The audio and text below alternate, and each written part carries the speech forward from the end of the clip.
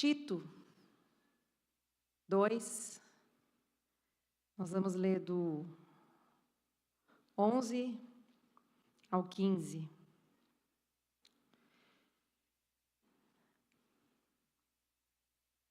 Vou esperar quem está com a Bíblia de papel, porque é uma bênção quando a gente consegue ouvir esse barulhinho bom de Bíblias de papel.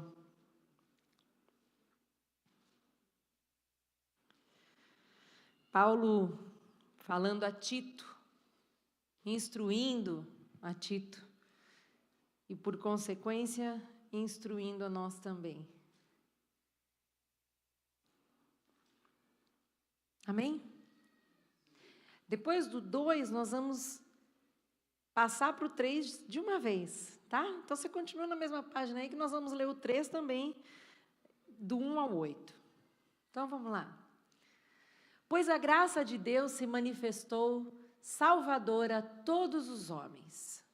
Ela nos instrui a renunciar à impiedade, aos desejos mundanos e à maneira sensata, justa e piedosa, a viver de maneira sensata, justa e piedosa nesta era presente.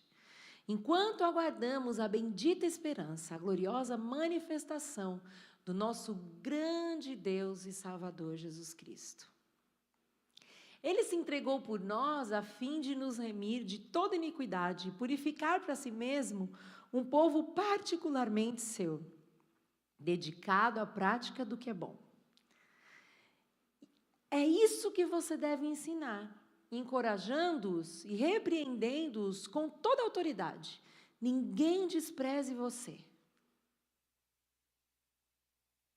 Pode passar. Foi isso. 3. Lembre-se a todos que se sujeitem aos governantes e às autoridades. Sejam obedientes, estejam sempre prontos a fazer tudo o que é bom. Não caluniem ninguém, sejam pacíficos e amáveis e mostrem sempre verdadeira mansidão para com todos os homens. Houve tempo em que nós também éramos insensatos e desobedientes. Vivíamos enganados e escravizados por toda espécie de paixões e prazeres. Vivíamos na maldade e na inveja, sendo detestáveis e odiando uns aos outros. Contudo, da parte de Deus, o nosso Salvador, a bondade e o amor pelos homens foram manifestos. Não por atos de justiça por nós praticados, mas por causa da sua misericórdia. Ele nos salvou pelo lavar regenerador e renovador do Espírito Santo, que Ele derramou sobre nós generosamente por meio de Jesus Cristo, nosso Salvador. Ele o fez a fim de que, justificados pela sua graça, nos tornemos seus herdeiros, tendo a esperança da vida eterna. Essa palavra é digna de confiança. E quero que você afirme categoricamente essas coisas, para que os que creem em Deus se empenhem na prática de boas obras. Tais coisas são excelentes e úteis aos homens. Amém. Semana passada, nós iniciamos essa série denominada Betesda. E o pastor Saulo nos ensinou que Betesda significa casa de misericórdia. Por quê? Porque no cenário bíblico existia um lugar, um tanque de água chamado Betesda, onde supostamente pessoas eram curadas. Então lá, se você for procurar lá no texto de João 5, a gente vê que Jesus chega nesse lugar, lá no tanque de Betesda, percebe o que está acontecendo ali, ele sabia porque ele estava indo ali, e ele chega naquele lugar onde havia um tanque, e aquelas águas se agitavam de tempo em tempo, e supostamente quem chegava primeiro era curado. E Jesus chega nesse lugar, conversa com o paralítico, pergunta para o paralítico se ele queria ser curado, e o paralítico já traz para ele todo aquele contexto de dor, de mágoa, porque ele diz, ninguém me leva até lá, eu estou aqui tanto tempo tentando, ninguém me leva até aquele lugar, então ele não conseguiu nem responder se ele queria ser curado ou não, ele simplesmente falou para Jesus das impossibilidades que ele tinha naquele momento, né? E aí Jesus, pela sua palavra, diz, levanta, você está curado. E aí ele começa a sentir de volta as pernas, levanta. Jesus ainda manda ele pegar a cama dele e carregar nas costas. Era um sábado, Jesus ainda arranjou confusão, porque os fariseus estavam ali tudo de olho, né, querendo julgar o que estava acontecendo ali. Mas o fim da história é que aquele homem foi curado pela palavra de Deus. Isso já começa a nos ensinar que não são os rituais que nos fazem conquistar algo de Deus. Não são os rituais. E às vezes a gente se engana um pouco com isso, né? Porque às vezes a gente está igual aquele paralítico, achando que um ritual ou um movimento, alguma coisa ritualística vai promover a nossa salvação. E isso é uma mentira. Porque o que promove a nossa salvação é a graça de Deus, é a misericórdia de Deus, é o amor incondicional de Deus. E eu ando dizendo, né, que talvez nós tenhamos nos enganado um pouco em relação ao que a gente vem fazer aqui na igreja, né? Porque a gente vem e o vir à igreja nunca pode ser um exercício de autossalvação, porque erroneamente foi-se dito que se você vier à igreja você vai ser abençoado. Eu queria te dizer, você veio para cá hoje com essa intenção, você está enganado. E eu só não vou dizer que você perdeu o seu tempo em vir aqui hoje, porque você já é abençoado. Então você não perdeu o seu tempo. Porque o que você veio fazer hoje aqui é uma resposta de gratidão ao que você já recebeu sem fazer nada. Nossa Senhora, como assim? Isso se chama graça e misericórdia de Deus. Nós estávamos impedidos de fazer qualquer coisa que nos salvasse. Por isso a Bíblia diz que nós fomos salvos pela graça, que é um favor imerecido. Você não faz nada para conquistar nada. Às vezes a gente ouve, né? Existem jargões no mundo religioso. Eu não vou nem falar mundo evangélico, porque o evangélico é o que vive o evangelho. O religioso é o que acha que vive o evangelho, mas não vive. Então, existem alguns jargões no mundo religioso, como, por exemplo, eu tenho que pagar o preço para conquistar uma bênção. Isso é um engano. E o paralítico de Betesda mostra isso para a gente. Se dependesse dele, ele ia conseguir? Nunca. Nunca. Isso prova para a gente, porque às vezes a gente pensa que com os nossos esforços a gente vai conquistar alguma coisa no reino de Deus, e não é assim. A salvação foi dada pela graça, pela misericórdia de Deus sobre a nossa vida. Então a gente tem que se desfazer e pedir ao Senhor, Senhor, eu preciso permitir que o Senhor quebre em mim sofismas, porque nós aprendemos muitas coisas distorcidas na nossa fé. E o Senhor quer nos libertar, porque eu sei que Ele quer uma igreja, Ele vai se revelar para que nós sejamos a igreja que crê no Evangelho verdadeiro, real, que nos liberta. Irmãos, nós somos livres, completamente livres.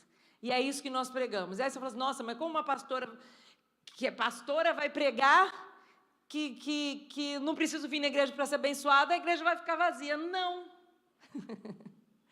Porque a gente não tem que ter preocupação com a igreja estar cheia. A gente tem que estar preocupado com as pessoas crescendo na raiz do Evangelho. Então, a gente não está preocupado em encher a igreja. A igreja cresce, cresce. E sabe quando a igreja cresce?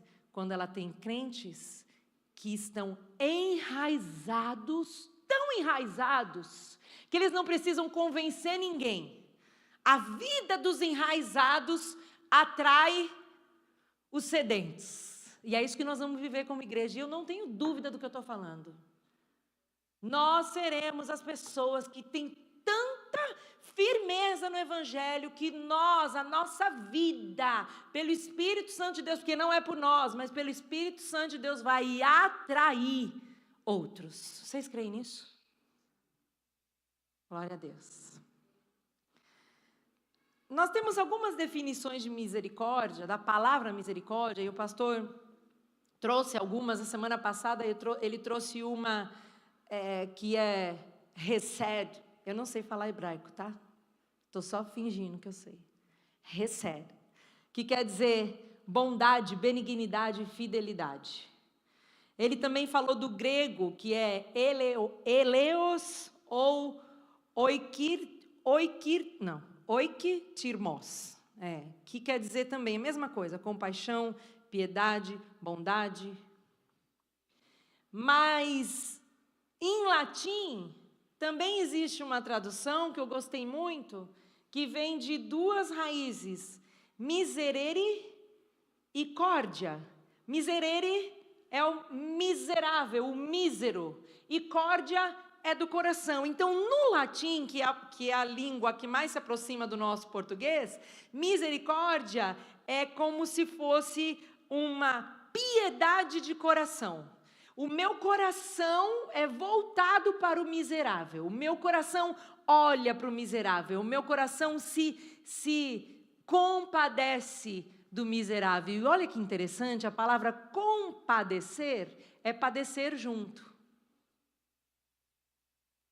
Compadecer é padecer junto, é sofrer junto. Será que você está disposto? Misericórdia. Sofrer com quem sofre. Olhar para o outro como se eu estivesse sentindo o que ele sente. E é lindo isso. Mas existe também uma outra definição do hebraico, que é a palavra rahamim, que é derivada de rehem, que significa útero. Então traz para a gente uma dimensão ainda mais profunda da misericórdia. É algo que está no útero, nas entranhas. É algo que é gerado e que está dentro de Deus e de nós, ou seja, faz parte das entranhas e que gera. Então gera vida, gera um movimento de vida, gera salvação, gera restauração. Então, a ideia geral da misericórdia é esse amor profundo, amor de entranha, amor de coração, amor de alma, amor de... É algo tão forte, tão intrínseco de Deus que nos alcança.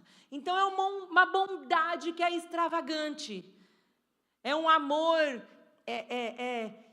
inexplicável, uma generosidade, é o se mover na direção do outro, é o nosso coração está movido e está compadecido por quem não merece, porque o miserável é aquele que não tem nada, e nós somos esses miseráveis. Eu não sei se você lembra do lugar onde Deus te tirou. Porque principalmente as pessoas que crescem no ambiente religioso tendem a pensar que não precisaram passar por uma conversão tão significativa ou marcante. Já ouviu falar filho de peixinho, filho de peixe, filho de crente? Não é assim. Não é assim. Você pode ter crescido na igreja. Você só vai ser convertido se você passar por uma experiência própria com Deus, de resgate, de salvação. Mas, falando sobre misericórdia, lembrando desses sinônimos, eu também lembrei sobre os sinônimos de ser misericordioso. Então, ser misericordioso é ser bondoso, é ser perdoador, é ser benevolente, benigno, caridoso, piedoso. Mas dos significados de misericórdia no dicionário, dos sinônimos, é humano. Eu fiquei pensando, que engraçado, né? É ser humano, ser misericordioso é ser humano. Então, quer dizer, os humanos foram chamados para serem misericordiosos. Mas o que é misericórdia, Ná, de uma maneira mais prática?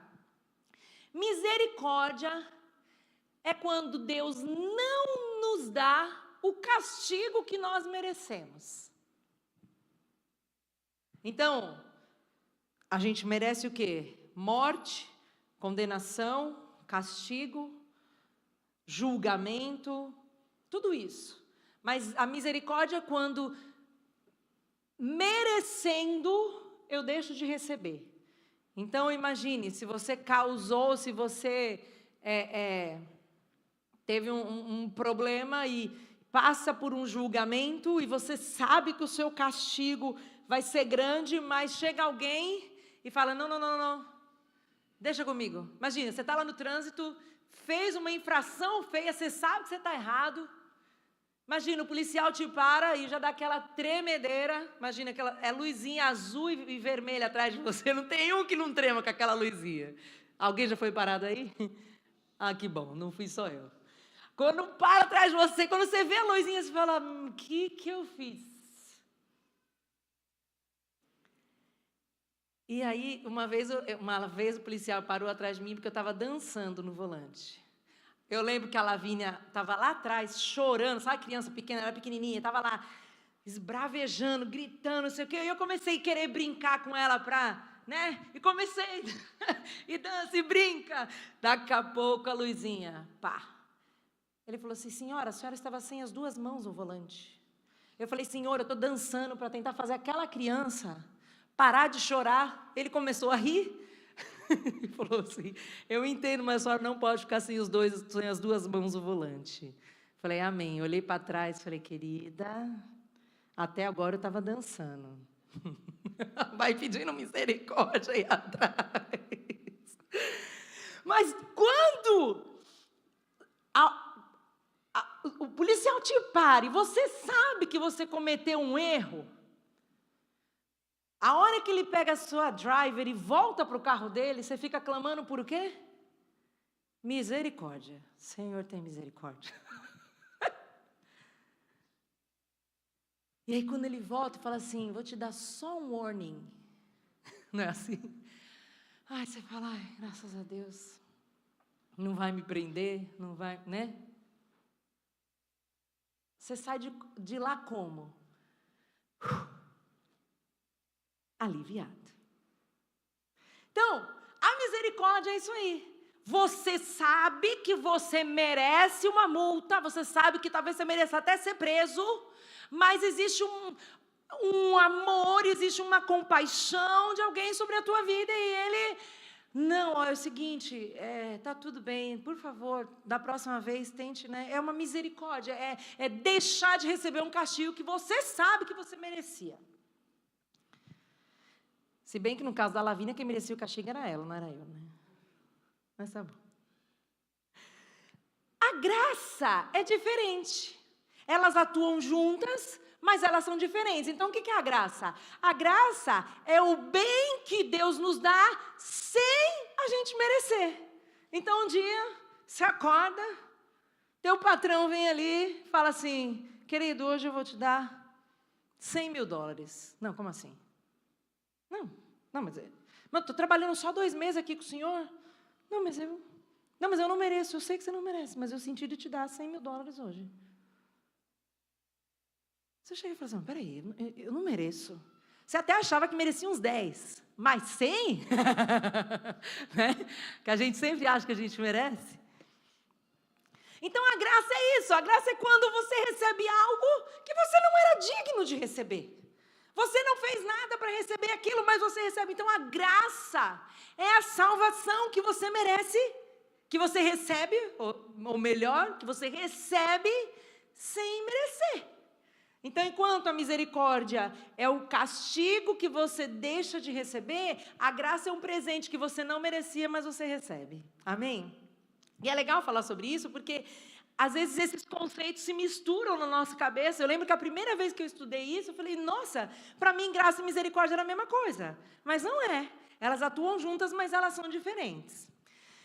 E uma coisa que eu reparei enquanto eu estudava é que a misericórdia, ela está intrinsecamente ligada ao perdão. Se eu deixo de receber um castigo, eu recebi o quê? Perdão de algo que eu fiz, sim ou não? A misericórdia é a absolvição de algo. Então eu precisava pagar. Eu sei que eu precisava pagar por algo, mas eu deixo de dever aquilo. Então, a misericórdia, ela te faz viver sem medo. Porque se você tinha medo de um castigo, hoje você já não tem mais. Eu entendi, eu recebi essa misericórdia, então eu vou caminhar sem medo de castigo, sem medo de julgamento. É ausência de culpa. Você se entende perdoado. Então, quem recebe a misericórdia se entende completamente perdoado e não tem culpa. Mas eu queria fazer uma pergunta para você, que foi uma pergunta que eu precisei fazer para mim. Você sente culpa? Se você puder, escreva isso aí. Você sente culpa? De algo? De alguma coisa? Ou de muitas coisas? Você ainda se culpa pelos seus erros? Segunda pergunta, você tem medo de ser castigado? Você tem medo de ser castigado? Porque isso aqui é uma coisa muito séria. Se a misericórdia já foi derramada sobre nós, vocês concordam que a gente não deve ter culpa de nada? Nós não devemos carregar culpas. A culpa não faz parte da vida de um alcançado pela misericórdia. Aí você pensa assim, eu acho que eu não tenho culpa. Eu acho que eu não sinto culpa. Aí eu tenho uma outra pergunta para te fazer. Você tem medos? E se você tem medo do quê? Porque às vezes, sem perceber, a nossa culpa, ela é expressa com os nossos medos. Porque no final das contas, a gente tem medo porque sentindo culpa, mesmo que a gente não entenda e não saiba, mas sentindo aquela culpa às vezes inconsciente, a gente tem medo de ser castigado. Aí a gente fala, não, então eu vou na igreja porque eu não quero ser castigado. Eu vou ser fiel a Deus porque eu não quero ser castigado. Eu vou fazer isso, eu vou dizimar porque eu não quero ficar pobre. Tem alguma coisa errada. Tem alguma parte que a gente não entendeu, porque o filho que recebeu o perdão de toda a dívida, porque essa é a misericórdia, não pode caminhar com medo. Não pode caminhar com culpa. E se você, de alguma maneira, enquanto eu estou falando aqui, ou amanhã ou depois, perceber que você ainda tem medos, ou se você perceber que você, de alguma maneira, ainda sente culpa, que o Espírito Santo de Deus te mostre que você é completamente redimido, completamente perdoado, não existe mais dívida para você, não existe mais dívida para nós, não existe mais medo. E eu sei que essa palavra veio para nos libertar, porque é claro que nós temos, a psicologia ensina isso, explica isso, nós temos os medos naturais que nos promovem uma proteção. Então é óbvio que a gente não vai deixar os nossos filhos saírem aqui e atravessar a rua sozinhos. Vai lá e atravessa a rua sozinho. Não, a gente também não vai se colocar em situações de negligência.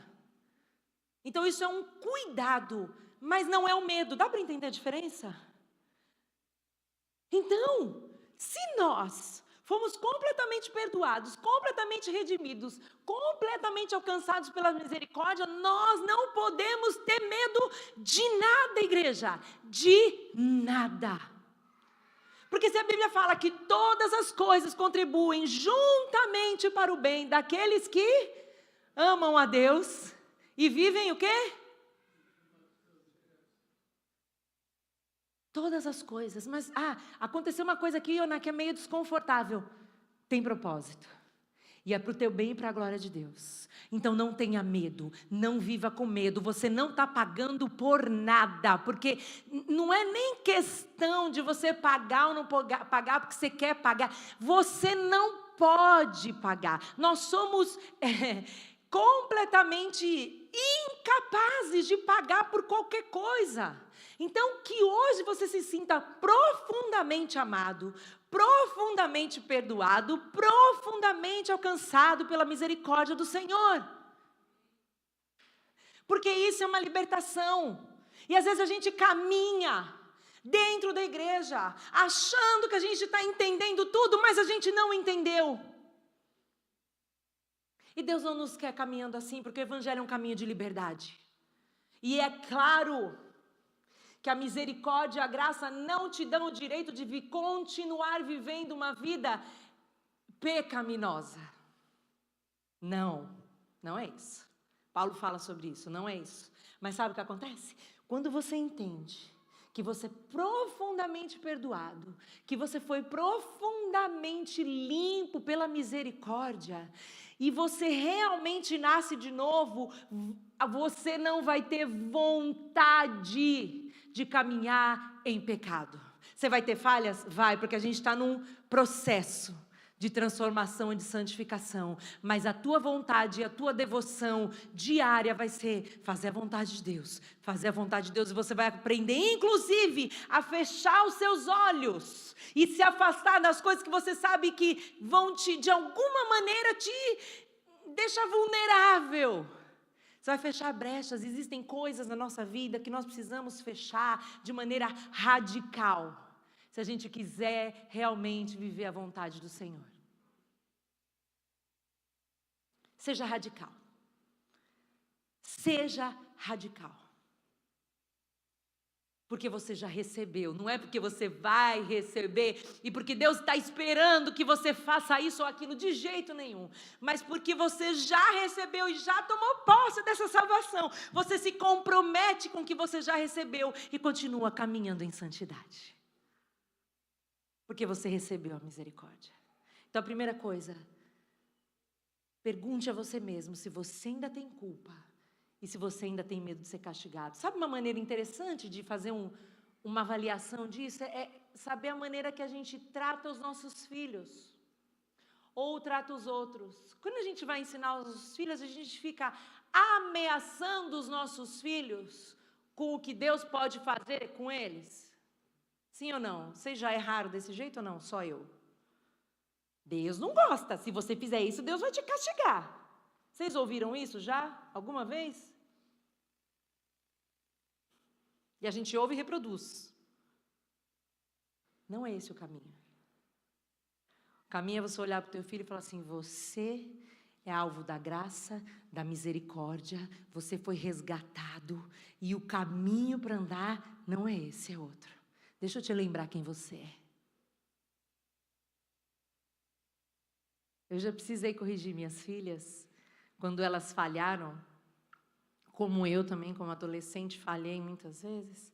E o que o Espírito Santo me impeliu a fazer naquele momento não foi brigar, não foi praguejar, não foi chamar para o quarto, abrir a palavra e falar: deixa eu te lembrar quem você é. Deixa eu te lembrar para que você foi chamada. Porque não é lançando ameaças que a gente cura as pessoas, nem a nós, nem aos outros. A primeira coisa, verifique se você ainda tem culpa. Porque quem foi alcançado pela misericórdia não tem culpa. E se você ainda sente culpa e ainda tem medo de ser castigado, converse com o teu pai e diga: Senhor, me cura, me restaura, porque eu preciso ter convicção de que eu fui alcançado. A segunda coisa é que está ligado a isso também é que quando a gente ainda se sente culpado, a gente ainda tenta se autossalvar. E as tentativas de autossalvar-nos são aquelas que a gente faz tentando convencer a Deus de que a gente está fazendo a nossa parte. Então a culpa, ela nos impele a tentar resolver isso de alguma maneira. Então a gente vai tentar dar jeitinhos externos no que está acontecendo e a gente cai no legalismo. E o que é o legalismo? Legalismo é a gente pensar que observando a lei e tentando cumprir a lei, a gente vai ter a nossa salvação. E esse era o pecado, o problema dos fariseus, porque eles ficavam ali pensando que eles podiam conquistar pela própria atitude a salvação. Por isso que eles não aguentavam ver Jesus. Quando Jesus sentava com o tipo de gente que Jesus sentava, quando Jesus ia lá no sábado e curava alguém, mandava alguém pegar a cama, porque pegar a cama nas costas naquele tempo era trabalhar, está fazendo um esforço, não pode. Então Jesus deixava aqueles fariseus doidos, por quê? Porque eles pensavam que era na observância da lei, no cumprimento daquelas leis, que eles conquistariam a salvação. E isso é um engano. Porque nós somos incapazes de cumprir a lei por nós mesmos. Um dos propósitos, a lei veio com alguns propósitos. Um deles foi trazer o caráter de Deus, a bondade do caráter de Deus, para que as pessoas soubessem como que Deus age, o amor de Deus, a vida moral de Deus, o caráter de Deus estava ali expresso naquela lei. Não mate, não... Tudo aquilo que foi falado ali, que vocês sabem, nos 10 mandamentos, foi para mostrar quem era Deus e como Deus tinha nos feito para agir, se comunicar e conviver. Um dos outros propósitos foi provar para a gente que era impossível cumprir. Sim ou não? Deus deu para nós para falar assim, ó, é assim, ó. A lei é essa. Então, quando o pessoal começou a tentar cumprir, eles se deram conta que eles eram incapazes. E esse também era um propósito da lei, para a gente entender a graça, para a gente entender que não é sobre nós. E vamos ler Isaías 64, 6. Olha o que está dizendo sobre os nossos próprios atos, porque nós vamos fazer boas obras, como Paulo disse a Tito, sim, mas as boas obras são a consequência de uma vida santificada, porque quem tem a vida santificada consegue pelo Espírito, pela ressurreição de Cristo, consegue agir com bondade, com misericórdia, mas não é segundo os nossos próprios esforços carnais. Vamos lá, Isaías 64, 6. Olha o que está dizendo. Todos somos como o impuro, todos nós. Todos os nossos atos de justiça são como trapo, o quê? Imundo. Murchamos como folhas e como vento. As iniquidades de todos nós nos arrastam para longe. A nossa justiça, a nossa maneira de fazer as coisas de uma maneira justa, é como trapo de imundícia. Como é que fala na Bíblia em português? Em Portugal? Trapo de imundícia. É a mesma coisa? Trapos de imundícia. É o nosso jeito de resolver bem as coisas. Quer dizer, nada para Deus. Vamos continuar falando sobre isso? Lucas 18, nós vamos ler do 9 ao 14. Todo mundo conhece essa parábola que Jesus contou. Lucas 18, 9 ao 14. Alguns que confiavam na sua própria justiça e desprezavam os outros, Jesus contou essa parábola. 2 homens subiram ao templo para orar. Um era fariseu e o outro era publicano. O fariseu em pé orava no íntimo: Deus, eu te agradeço, porque não sou como os outros homens, ladrões, injustos, adúlteros, nem mesmo como este publicano. Jejuo 2 vezes por semana e dou o dízimo de tudo que eu ganho. O publicano, porém, ficou à distância. Ele nem sequer ousava olhar para o céu, mas batia no peito e dizia: Deus, tem misericórdia de mim, que sou pecador. Eu digo que este homem, e não o outro, foi para casa justificado diante de Deus. Porque todo aquele que se exalta será humilhado, e todo aquele que se humilha será exaltado. O legalismo, além de não nos aproximar de Deus, ainda nos dá uma falsa sensação de santidade e de espiritualidade. Então, além de não nos transformar, porque quando a gente acha que não precisa de transformação, nós não vamos ser transformados. Então, o legalismo e a religiosidade é outro nome para o legalismo. Além de não nos transformar, também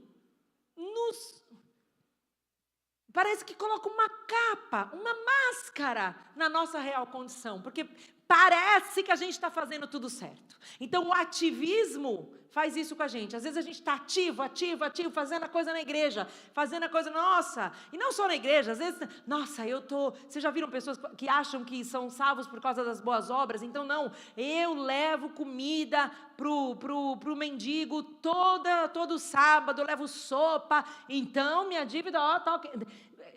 Você pode fazer qualquer coisa, se a motivação no teu coração não estiver alinhada,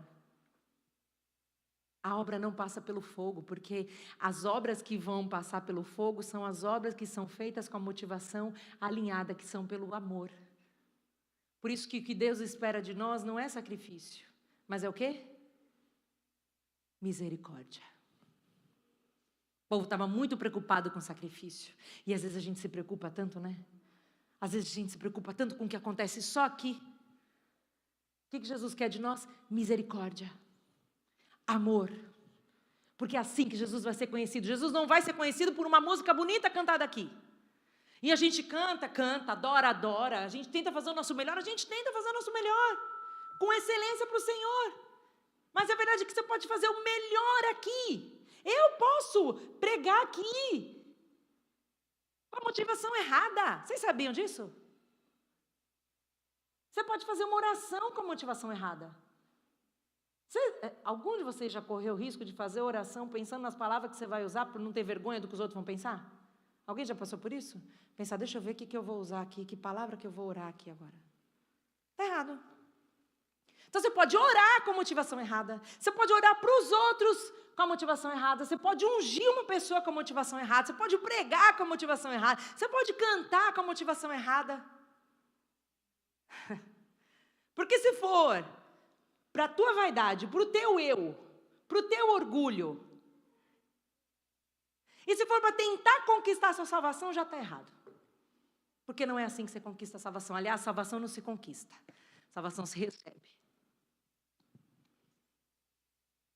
Então, às vezes, a religiosidade, o legalismo te impede de viver um relacionamento com o Pai. Porque o cerne da relação com Deus é a misericórdia. Não é outra coisa. Uma outra coisa que a gente repara é que quem recebeu a misericórdia e foi perdoado também perdoa. Porque a base da misericórdia é o amor e o perdão. E aí eu também peguei os sinônimos de perdão. Sinônimos de perdão são absolvição, mercê, graça, remissão, expiação. Mas eu sou curiosa e fui pegar os antônimos do perdão. Então punição, culpa, condenação, acusação, prisão, perdição, escravidão, vingança. Esses são os antônimos de perdão, certo? Agora vamos ver os antônimos de perdoador, porque Deus é perdoador. Vamos ver o que é o contrário de perdoador. Severo, rancoroso, rigoroso, intolerante, implacável, vingativo. Vou falar de novo. O antônimo de perdoador. Severo, rancoroso, rigoroso, intolerante, implacável e vingativo. Agora a pergunta é, você se vinga das pessoas? Você se vê como perdoador? Não, Iona, eu perdoo todo mundo. Tá, vamos fazer então um filtro. Você se vinga? Nossa, Iona, mas se vingar é uma palavra muito forte. É claro que eu não me vingo de ninguém. É mesmo? Se você tentou falar com alguém no telefone, alguém não te atendeu 2 vezes, a próxima vez que aquela pessoa te ligar de volta, você atende ou você dá uma esperadinha? Uma vingadinha? Isso é vingança. Não é? É. A pessoa lá leu sua mensagem. Você mandou a mensagem. Eu até tirei os 2 pontinhos de azul. Eu já até tirei. Porque eu não quero nem saber se a pessoa leu, não sei, porque eu não quero julgar. Hoje eu não sei se leu, se não leu. A hora que me respondeu, eu pensei, acabou de ler. É verdade, a Bíblia manda a gente guardar o coração. E eu decidi que eu vou guardar meu coração. Para pensar se a gente não se vinga. Só uma vingadinha. Ah, não veio no meu aniversário, também não vou no dela. Ah, não me deu presente, também vou comprar um presente bem baratinho. Dessa vez. Ah, não me valoriza, eu vou valorizar? Eu não sou boba. A gente é crente, mas não é bobo. Vocês já ouviram isso? Pode rir alto. Tem gente rindo baixinho. Tem gente rindo só por dentro. Mas é pra gente olhar para dentro, não é? E eu decidi, eu não quero mais me vingar de ninguém. Nem do meu marido, nem das minhas filhas, nem das pessoas mais próximas e nem das que estão mais longe de mim. Não dá. Porque se eu recebi a misericórdia, eu tenho que ser misericordiosa. E às vezes vão te chamar de bobo, vão te chamar de inocente, vão. Uma pessoa falou para mim, eu acho você até boba demais. E eu falei, que bom, o Senhor me faz mais boba. Porque a malícia não vem dele. E existe uma coisa chamada discernimento, isso não pode faltar em mim. Mas quem dá é o Espírito, não é a minha malícia, a minha maldade, o meu jeitinho brasileiro de resolver as coisas. Não, eu não quero. Posso ser boba, pode parecer que eu estou perdendo, mas eu sei a quem que eu estou servindo. Então, que o Senhor arranque de nós essa vingança. E essa vingança vai ser arrancada de nós quando a gente tiver realmente consciência de que nós já somos alcançados pela misericórdia. E por sermos alcançados pela misericórdia, recebemos um novo coração. E o novo coração é cheio de misericórdia para fluir, para dar também. Então, faça essa outra pergunta para você. Então, primeira pergunta, vamos só recapitular. O pastor é tão caprichoso, né? Ele faz lá os slides. Eu não faço. Eu preciso fazer, vou tentar fazer. Às vezes eu sou cobrada, tem umas pessoas falando, eu podia fazer slide, falei mesmo, mas assim, às vezes é tão corrido que eu acabo não, mas eu vou tentar priorizar. Mas vamos lembrar aqui nos dedinhos mesmo. Você sente culpa? Primeira pergunta. Você tem medo de ser castigado? Segunda, você tenta se auto-salvar com as suas atitudes religiosas? Depois eu vou mandar lá para os life groups essas perguntinhas para a gente sentar e conversar sobre isso. Terceira coisa, você perdoa? Você é vingativo? Você é vingativa? Você se vinga ou você perdoa? Você julga ou não? E a quarta pergunta é sobre a misericórdia. O que você tem feito com a misericórdia que Deus derramou sobre você? Você tem expressado essa misericórdia? E a misericórdia, ela é desprovida de julgamento. Lembra que a gente falou isso no começo? Mas trazendo para a nossa vida prática. Quando uma pessoa fala assim para você, eu ia, mas não vou poder ir. Aí você já fala assim, de novo, né? O patrão acorda às 8 horas da manhã, aquele dia ele acordou feliz. A mulher fez um café da manhã para ele lá, fala, hoje vai dar tudo certo. Começa a receber mensagem dos funcionários. Aconteceu um negócio aqui, não vou. Daqui a pouco o outro, aconteceu um negócio aqui, não vou. O outro, estou passando mal. O patrão fica doido. Aí já começa a julgar. Eu já fui patroa. Hoje eu não sou não, mas eu fui. Aí você fala assim, não é possível. Não é possível, não é possível. Essa pessoa não tem noção. Mentira que está passando mal. Será que eu estou falando grego aqui? Ou só na minha cabeça passa esses pensamentos? Não adianta, a gente é família aqui. A gente tem que falar a verdade. Não adianta eu vir aqui ficar pregando, falando outra língua aqui para vocês. É verdade. O que passa na nossa cabeça? Porque no domingo está todo mundo lindão aqui, mas e amanhã? O que nós vamos fazer com isso que o Senhor está ministrando sobre nós? Uma outra pergunta, estou enchendo vocês de pergunta, né? Mas uma outra pergunta. Quais são as pessoas que Deus já perdoou e você ainda não? Quais são as pessoas que já foram alcançadas pela misericórdia de Deus, mas não foram alcançadas pela sua misericórdia?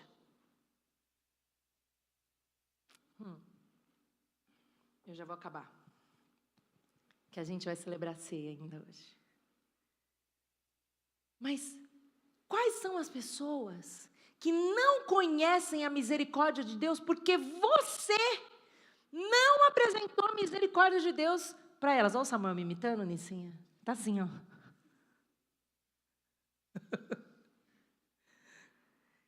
Quais são as pessoas que não conhecem a misericórdia de Deus porque você e eu ainda não apresentamos a misericórdia de Deus para elas? Sabia que tem gente que está esperando só você manifestar misericórdia para elas conhecerem a misericórdia de Deus? Sabia que Deus pode estar esperando que você seja o agente de misericórdia para que elas conheçam o caráter dele? Ô, gente, isso é um privilégio muito grande, por favor. Nós não somos nada. E Deus escolheu a gente para isso, como embaixadores do reino. Deus escolheu a gente para isso. Vocês têm ideia do que é isso? E se a gente não tiver essa convicção, a gente deixa de fluir. E para terminar, eu quero ler um texto que todo mundo já conhece, mas a gente precisa ouvir de novo. 1 Coríntios 13. Todo mundo já sabe de cor, não sabe não? É sobre o amor, é sobre a misericórdia. Para a gente entender que religião não vale nada, que legalismo não vale nada, que ritual não vale nada. E que a gente precisa viver isso aqui. É o amor, é a misericórdia. Se eu falar a língua dos homens e dos anjos, mas não tiver amor, serei como um sino que ressoa ou como símbolo que retine. Estou meio ceguinha. Se eu tiver o dom de profecia, souber todos os mistérios e todo o conhecimento e tiver uma fé capaz de mover montanhas, mas não tiver o quê? O amor, nada serei. Se eu der aos pobres tudo o que eu possuo e entregar para a obra missionária no Piauí um grande montante de dinheiro,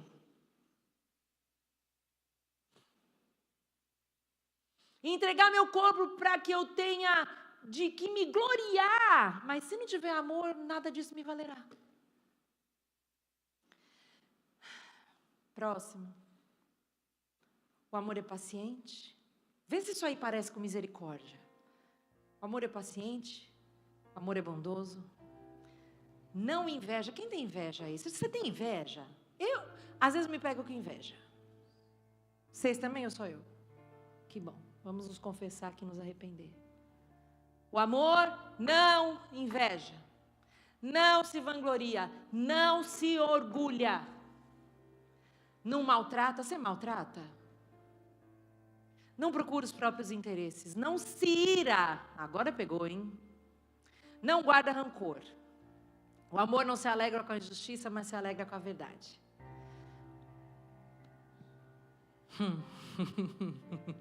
Né? Tudo sofre, tudo crê, tudo espera, tudo suporta. O amor nunca perece. Mas os profetas desaparecerão. Você tá baseado em profeta? Você está atrás de profeta? Olha o que vai acontecer. As profecias desaparecerão, as línguas cessarão e o conhecimento será deixado para trás. Pois em parte conhecemos e em parte profetizamos. Quando, porém, vier o que é completo, o que é em parte será deixado para trás. Quando eu era menino, falava como um menino, pensava como um menino, raciocinava como um menino. Quando me tornei homem, deixei para trás as coisas de menino. Eu não quero mais ser menino. Agora, pois, vemos apenas um reflexo, como um espelho, mas um dia veremos face a face. Agora conheço em parte, mas um dia conhecerei plenamente, da mesma forma que sou plenamente conhecido. Assim,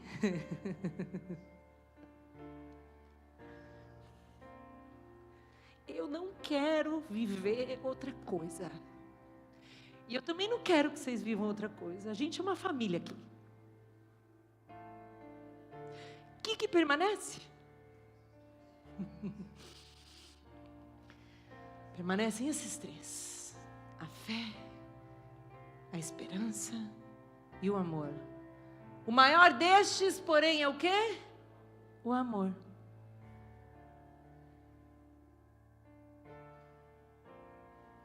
É o amor. É a graça. É a misericórdia. Talvez você não esteja vivendo porque você ainda não tem convicção de que essa misericórdia já foi derramada sobre você, em você. E a convicção vai te trazer segurança para poder transbordar essa misericórdia. Feche seus olhos aí. Pai, no final das contas é tudo sobre o amor. E pode parecer que a gente não tinha entendido muita coisa, mas a Tua palavra, ela nos limpa, nos purifica. Tua palavra nos explica com tanto cuidado o Teu caráter. E nós entendemos hoje que o Senhor é o Deus cheio de graça, cheio de amor e cheio de misericórdia. Nós sabemos que lá no cenário bíblico, a casa de misericórdia era um engano.